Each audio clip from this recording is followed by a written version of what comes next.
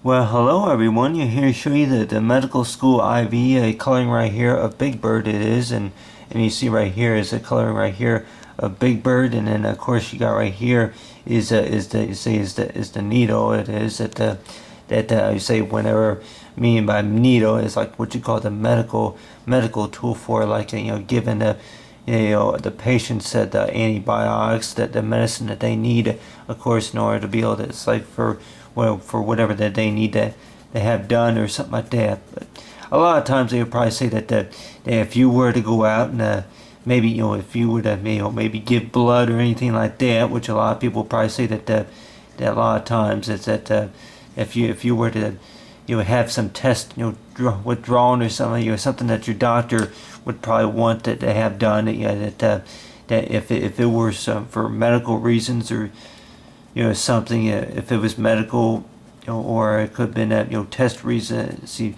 medical tests, stuff like that, the more likely that they would ask for a certain amount of blood withdrawn, just to perform it's like the test it is. And a lot of times you begin to wonder that at a time it's like, why can't I just spit in the cup, just to perform this test? But on the other hand too, that more likely that whatever that's in your body, I really just think that with the blood cells, it's like with the type of blood cells, which I can go ahead and draw out, maybe a couple examples.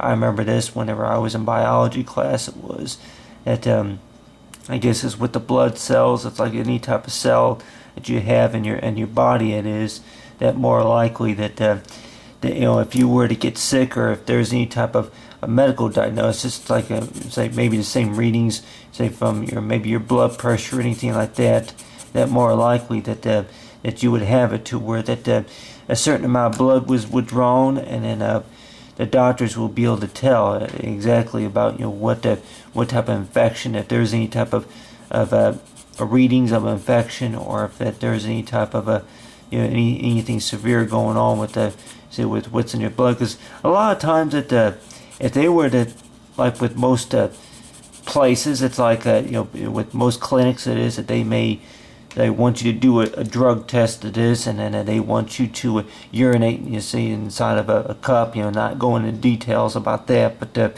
other than that they do be like other tests. But of course, one of those tests may require the doctors, the people at the lab, at the clinic, to use some certain tools that is just to withdraw, say, blood samples that is. And at the time, I always wondered that whenever I had blood work done, that I always wondered, ask my parents, it's like, what do they do with that blood? That after they're done with it, they say that they discard it. It's like that they discard it. That they of course they don't really keep it or nothing. That they don't use it for any paint or anything like that. Well, more likely that it's like, I guess anybody would maybe want to know about what they do. It's like if it's a blood test, or it could be anything related to maybe something that they else that they test you on, if they had to clip your nails, if they take a few chips of your nails or whatever you call it, for test, whatever it is. But a lot of people probably use word phrases like if they were to have their tonsils removed or something like that. If it's a surgery or anything like that, that more likely that be familiar with the fact about how the IV works. Is that I remember that it takes me back to the time of the stories from whenever I was when I was young. That of course that no matter how young or old really you are, that more likely you may have to have surgery done. But it's like a experience with me that I had about 4 or 5 surgeries done a lot of times. And a lot of people probably think about is that whenever you have surgery done, a lot of times is that you think about is that you don't like the idea of course, that little pointy little thorny speck or whatever you call it being inserted into your arm or your leg or whatever, just to feed. It's like the antibiotics that the medical team is like what they give you. And then of course on your end, of course, it could be, say, water, it could be fluid, anything that related. It could be fluid, water, or it could be any type of antibiotic that's connected to your end. But a lot of times that I used to think about it is like with needles. Every time I think about needles, it's like it kind of makes my, it's like it makes me feel kind of touchy. It is. It's that knowing about it. It's like that I don't even want to think about it, because more likely that you could probably think about, if you could maybe think about maybe a pair of razor sharp scissors, then that's really what it feels like, being inserted into your arm or whatever. But it really ain't. What most likely what IVs, what needles feels like more likely is, let's say, is a pinch. It's like a hard pinch. It's not a light pinch, but sometimes it can be a hard pinch. But a lot of times is it that whenever they put a needle into you, just to if they're going to be doing any type of medical work, it is that, of course, I remember that I even asked questions a lot of times before I went into surgery. Is that that like before they perform the surgery, it is that I remember that back in that, that reminds me of the year back in see here, it was back in 1997 that whenever I went into to one surgery it was, and then of course they would ask me questions.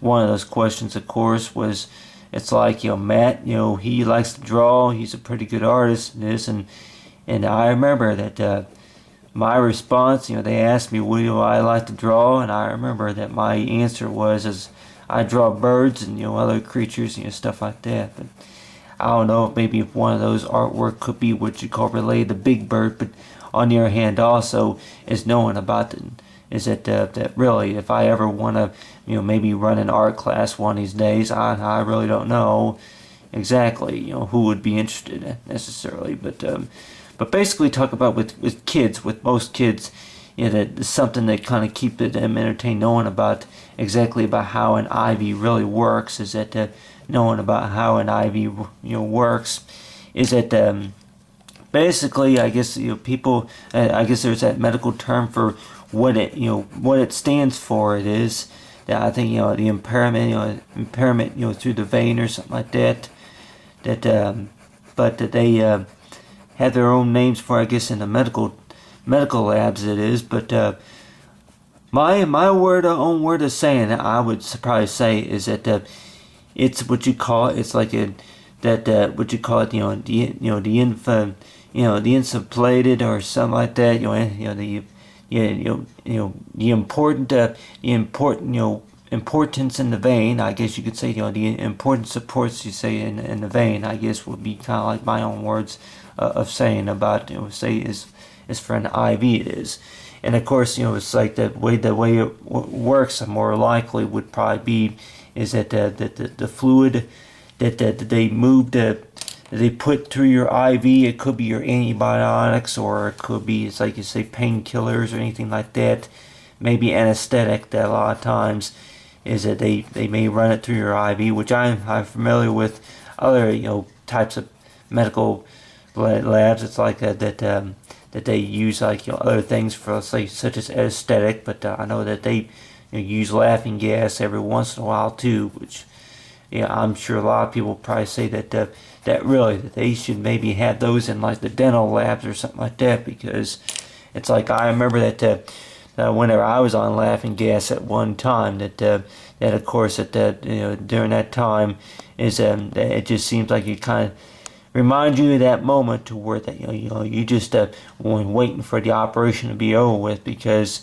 that they put you on a mask, and then a lot of times is that maybe I don't know about a lot of times, but whenever they put me on a mask, that more likely that start to make me feel a little bit uncomfortable, because that the way that that they try to put you try to put you to sleep. It's like before the surgery, it is that the types of you say procedures it is, and knowing about that they usually say about knowing about, it's like that they explain to you about the anesthesia. It is that you won't remember the operating room, but you will remember the recovery room and all that. But other than that, knowing about those, like the medical research, it is that with laughing gas, is that my experience of it is that knowing about, of course, that that they may give it to you.